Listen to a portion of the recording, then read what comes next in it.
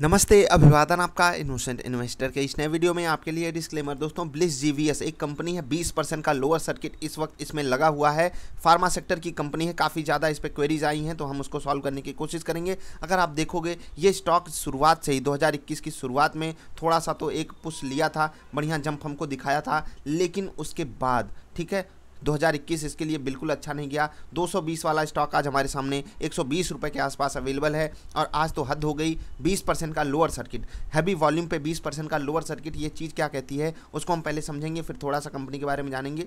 यहाँ पर जो 20% का लोअर सर्किट आया है वो एक बड़े वॉल्यूम के साथ आया है और ये volume one of the highest volume है पिछले एक महीने में, 1.5 महीने में भी आप कह सकते हो। एक बड़ा वॉल्यूम हमको देखने को मिला था जनवरी की शुरुआत में ही, और उसके बाद ये उसके बाद का सेकंड हाईएस्ट, शायद थर्ड हाईएस्ट वॉल्यूम है। और इस वॉल्यूम पे इतनी बड़ी गिरावट क्यों हो गई? क्योंकि बायर्स जो हैं वो अवेलेबल नहीं थे, क्योंकि बाजार में अन्य जगहों पे भी गिरावट आई है तो बायर्स जो हैं अपना ध्यान वहाँ पर शिफ्ट किए होंगे और यहाँ पर बायर्स अवेलेबल नहीं थे, इसीलिए 20% का लोअर सर्किट लग गया। अभी मैं आपको और डेटा एक दिखा देता हूँ, फिर आगे बढ़ूंगा।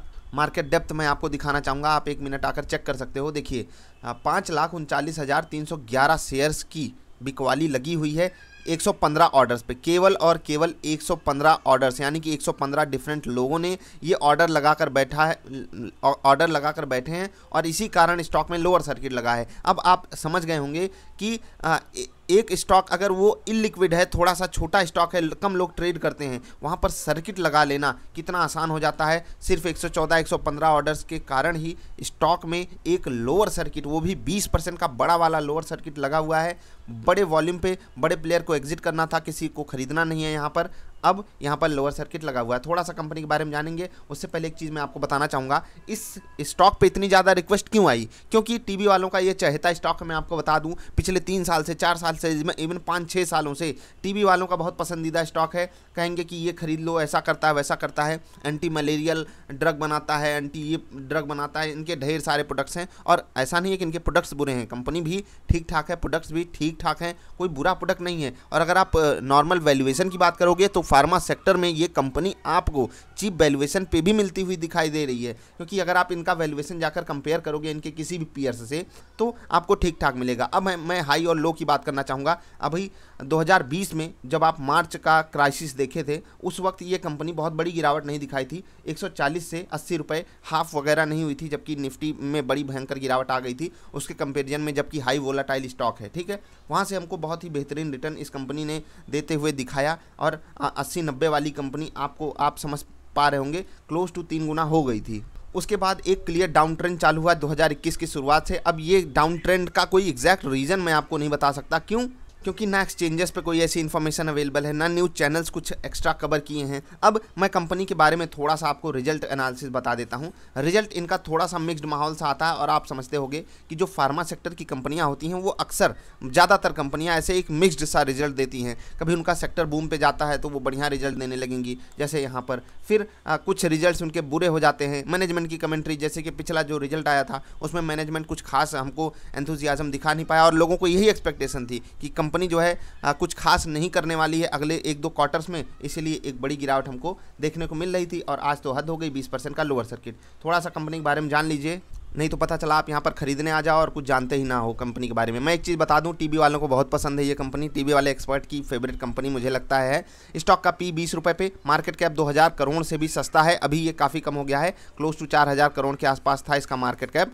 खैर अभी काफ़ी ज़्यादा सस्ता मिल रहा है तो आप इसमें कुछ नहीं कर सकते, 3500 करोड़ से फिसल कर आधा हो चुका है। करंट प्राइस 162 की जगह अब 129 रुपये आप कर लीजिए। हाई लो आपको पता ही है, हाई 224 अभी रिसेंटली ही मारा था इन्होंने, और उसके बाद लो आपको पता है कोविड वाला 84 रुपये का। प्राइस टू अर्निंग रेशियो केवल 21 रुपये की। अगर आप फार्मा सेक्टर को जाकर कंपेयर करोगे, महंगे वैल्यूएशन पे है फार्मा सेक्टर। अब ये स्टॉक सस्ता क्यों है? केवल बुक वैल्यू 75 रुपये के कारण, 75 रुपये की बुक वैल्यू और फार्मा सेक्टर अगर आपको 130 रुपये मिल रहा है तो ये तो बेस्ट बेट हो जाएगा ना बाइंग करने के लिए। लेकिन अगर आप अन्य चीज़ों को देखोगे, डिविडेंड भी ये कंपनी देती है, ऐसा नहीं डिविडेंड नहीं देती, वो भी ठीक ठाक डिविडेंड देती है। अब अगर आप आरओसी और रिटर्न ऑन इक्विटी देखोगे तो फार्मा सेक्टर में ये भी एवरेज कैटेगरी है, बहुत बुरी नहीं है, तो अच्छी भी हम नहीं कह सकते और ना बहुत अच्छी, तो बहुत दूर की बात है। तो अब आपने बहुत सारी चीज़ें जान ली। अब मैं कंपनी का फाइनल आपको रिमार्क दे देता हूँ कि 20% नीचे क्या आपको लेने लायक है ये कंपनी। देखिए ये कंपनी 20% नीचे गिरी तो है, लेकिन क्या मैं यहाँ पर आपको बाइंग रिकमेंड कर सकता हूँ? जी नहीं, बिल्कुल नहीं। क्यों? क्योंकि अभी इसमें नीचे के लेवल पे थोड़ी सी और गुंजाइश बचती है, जो कि इसको 106 से 108 रुपये तक ढकेल सकती है। कंपनी लगातार डाउन ट्रेंड में है और जब तक हमको कोई एक अपटिक नहीं मिल जाती 3 आवर्स की कैंडल पे, क्योंकि ये एक बड़ा डाउन ट्रेंड हमको दिखाई दे रहा है, 3 घंटे की कैंडल पे हमको जब तक एक बाइंग पैटर्न नहीं जनरेट होते दिखाई देता, किसी भी इंडिकेटर को आप ले सकते हो, जिनके पास स्विंगर है वो भी, जब तक एक बाइंग पैटर्न आपको ना मिले तब तक आपको यहाँ पर बाइंग इनिशिएट नहीं करनी है। अभी के लिए अवॉइड कीजिए। जिनके पास स्टॉक है उनको क्या करना चाहिए? उनको भी यही सलाह रहेगी कि 100 रुपये के जितना नज़दीक आप एवरेज करोगे उतना बढ़िया रहेगा। 100 रुपये के आसपास पहुँचे तो एवरेज कीजिए, अदरवाइज जब ये कंपनी एक बड़ी गिरावट आपको दिखाई है तो एक बड़ा मोमेंटम भी पॉजिटिव साइड आपको दिखा सकती है। आई होप आप बातों को समझोगे और सही डिसीजन इसमें लोगे। अब मैं आप लोगों से एक सवाल पूछूंगा, अगर आपके पास ये स्टॉक है ब्लिस GBS, तो इसको आपने अपनी रिसर्च से खरीदा था या किसी टीवी वाले या किसी यूट्यूब वाले एक्सपर्ट की सलाह पर आपने इसको खरीदा था? जरा सा नीचे कमेंट करके बताइएगा। और अगर आप इस स्टॉक को खरीदना चाहते हो केवल और केवल गिरावट के बेसिस पे खरीदना चाहते हो या कंपनी भी आपको पसंद है? ये दोनों सवालों का जवाब आप दीजिएगा। हम मिलेंगे फिर से। अगर वीडियो पसंद आए तो लाइक कर लेना, अगर चैनल पसंद आए तो सब्सक्राइब करके जाना। नमस्कार।